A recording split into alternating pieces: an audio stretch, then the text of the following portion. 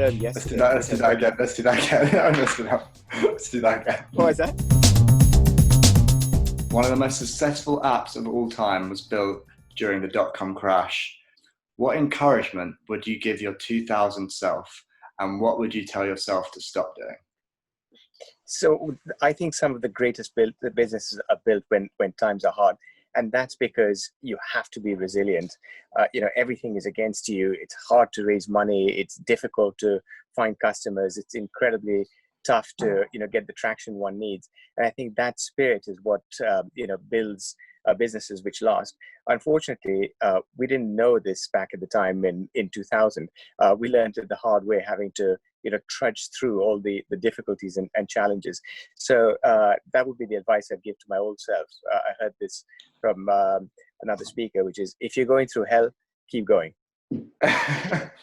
Fantastic. And what would you tell yourself to stop doing?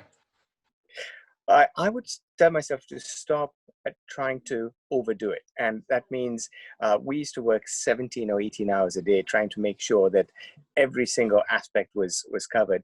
And the reality is that sometimes you just have to go with the flow. Sometimes you just have to wait out a downturn. Sometimes you just have to wait for customers to be ready.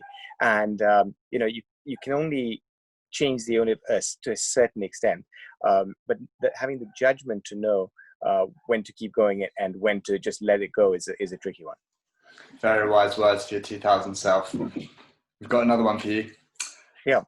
It's a hard time to build a business, but are there any advantages to building a business during a crash? I think the advantages are that one can get some incredible bargains. So you can pick up equipment, you could buy advertising, you might have access to people who just wouldn't have the time, and taking advantage of that situation, and particularly at the lowest point or the slowest point of a downturn, has some unique opportunities. So we'll see what comes of it, and I think that over the last couple of months, the businesses who have geared themselves up to take advantage will be in a really good position. Okay, fantastic. It's essentially like buying the dip. You get everything at a bottom price. Yeah, that's right. I think when we started Shazam in 2000, it was the height of the dot-com boom. 3 or 4 months later, at the depths of the crash, we could get real estate on Regent Street at half the price from 4 months previously, which was incredible. And sadly, there were a number of companies which had gone bankrupt. So we bought chairs which cost $1,000 new. We bought them at 80% discount. So those kinds of things we couldn't have anticipated or planned for. And even though it was crushing to be in that environment, certainly there's opportunities which were just once in a generation. Fantastic. I've heard that advertising space is very cheap at the moment as well, based on that logic. What though was one disaster that happened from the crash and one miracle that happened during your struggling periods of Shazam? Yes, one disaster I'd say is that one of the investors who had backed us originally pulled out halfway through. And what was tragic about that was they didn't really want to. And I learned from them afterwards that they just lost their nerve. And as a result, we were forced to scramble. We were forced to spend a lot of energy trying to recapitalize the business. And I think holding one's nerve through that tough period is critical for both entrepreneurs as well as investors. One miracle is that we were extremely focused on the core business, which was the business to consumer identify a song using a mobile. And we were told over and over again that there's lots of other opportunities for the technology, for instance, identifying music for business to business purposes. We never actually paid much attention to that until the crunch.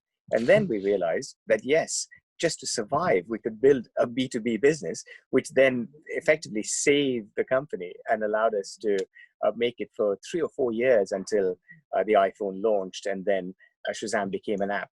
So that was the turning point, and it wouldn't have happened hadn't it not been for the incredible financial pressure. Fantastic. The pressure of bankruptcy forced that Yes. focus, if you like. Our final question, which is very important and something that you care deeply about. How do you motivate great people to stick with you and, really pull through when it looks like everything's about to crumble? I think that the most important thing for great people is to be surrounded by quality.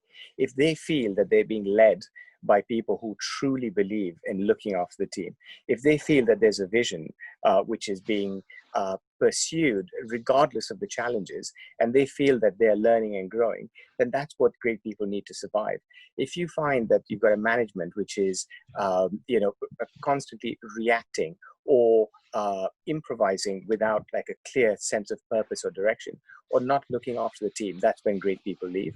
And in fact, I think characters formed in these kinds of situations at these times, and you see the true leaders stepping up to the challenge. Character is definitely formed in these times, and I'm glad to say yours is shining through. So thank you so That's much great. for that. That was a privilege and a pleasure. Thank you. Great stuff. Thank you so much. Is that what you wanted for the video for CSA? I have no idea, I'll be honest.